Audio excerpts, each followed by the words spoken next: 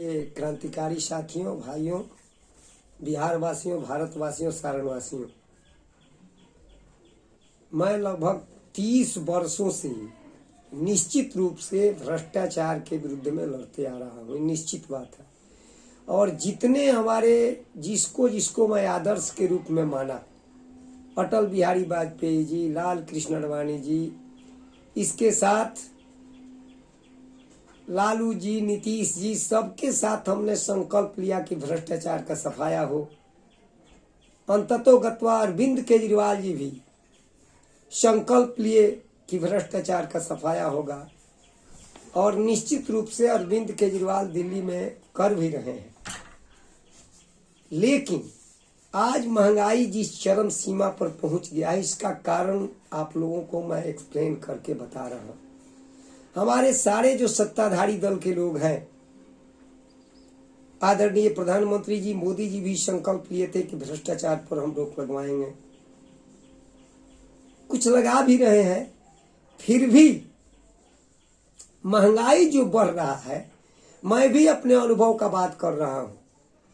Political platform से जो जुड़े होते हैं, उनको जो लोग कुछ लाभ करा देता है, तो उस लाभ का डबल लाभ, ट्रिपल लाभ लोग लेना चाहते हैं। सबसे बड़ी बात है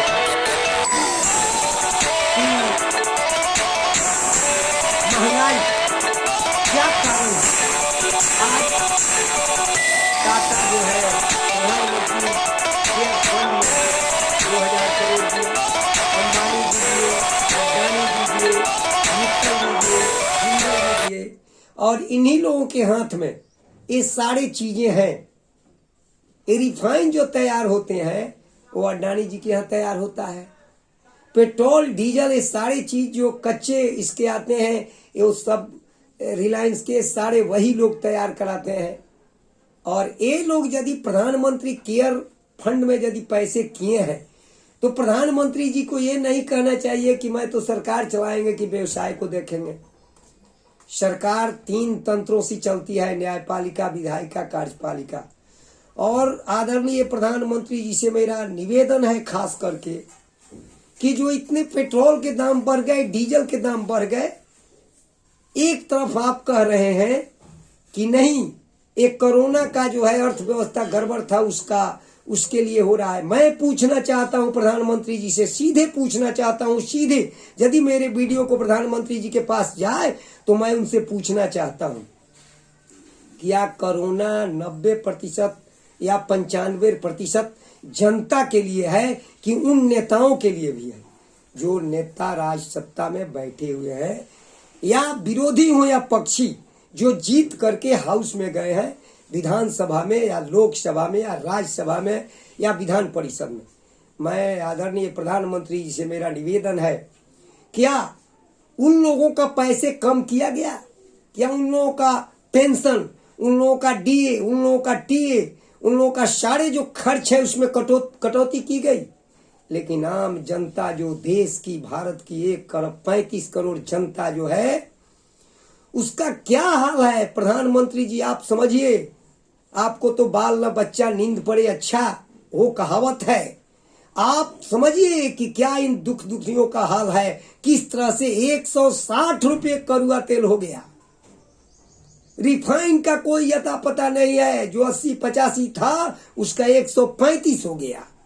और इसके साथ साथ किसानों का जहां तक मुद्दा है प्रधानमंत्री जी, ये निश्चित रूप से अभी 8 रुपये आलू था, अभी 16 का हो गया, कल 40 का होगा। किसान तो यही कह रहा है कि इस तरह से 5 गुना 6 गुना नहीं बढ़ना चाहिए। जब किसानों के खेत में होते हैं जो पैदावार, तो उस समय हो जाते हैं 8 रुपये आलू, 8 रुपये। और जब किसान से जब चला जाता है कोल्ड स्टोर में, तो आलू हो जाता है कितना? 50 रुपये केजी। मित्रों, आप भी इस पर सोचे। भारत के लोग, जो भी भारतवासी हैं, बिहार वासी हैं, और सारण का धरती तो क्रांतिकारियों की धरती रही है, राजेंद्र बाबू की धरती रही है, जयप्रकाश जी की धरती रही है, यहाँ गांधी जी भी आए हुए हैं। आप क्यों नहीं सोच रहे हैं? सारणवासी निश्चित रूप से सोचें कि व्हाट विल बी टुमारो।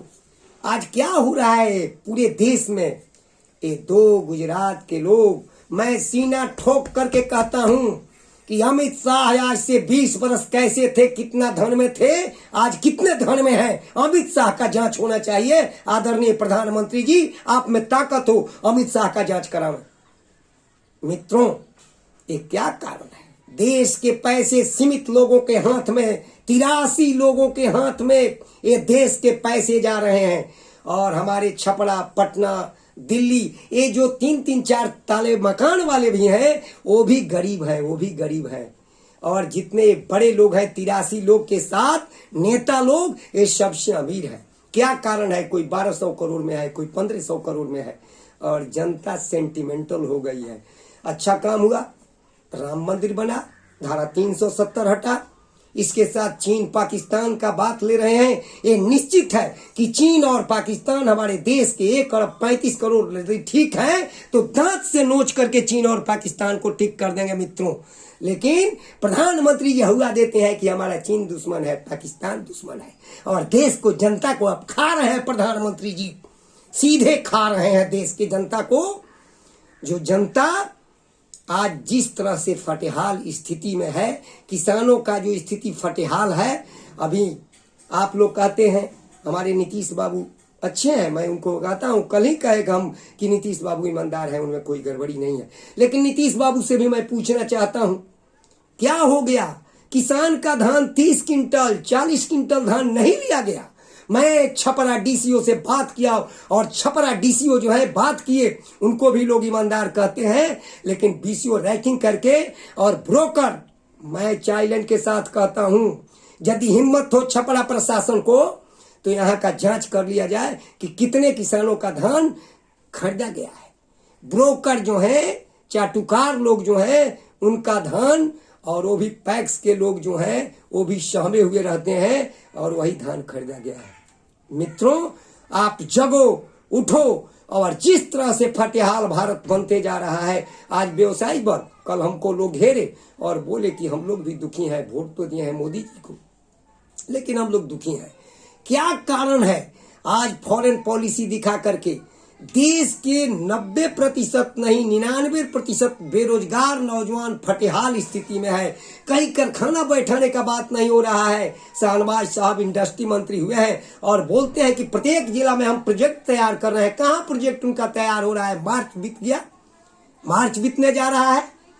पूरे यदि शाहनवाज जी से भी मेरा निवेदन है कि आप इंडस्ट्रियल बिहार बनाना चाहते हैं, तो एक एक जिला का आप इंडस्ट्री का बात करते हैं, यहाँ भी इंडस्ट्री बैठाने का आप बात सोचें। सारण की धरती उपजाऊ धरती है, यहाँ जमीन की कमी नहीं है। मित्रों, आप देखें, निश्चित रूप से महंगाई पर नियंत्रण करें, और नहीं तो जब आंदोलन जगेगा, जब आंदोलन जग जाता है, अन्ना साहब ने किया आंदोलन, केजरीवाल साहब ने किया, बहुत बड़ा आंदोलन हुआ, पुनः ये अन्ना साहब, केजरीवाल साहब और सारे जो ईमानदार हैं देश के लोग एक जगह होकर निश्चित रूप से इस महंगाई, भ्रष्टाचार, अत्याचार, अनाचार के विरुद्ध में आंदोलन करेंगे, और इसके बाद पवित्र राजनीति शुरुआत होगी निश्चित। जय हिंद, जय भारत माता।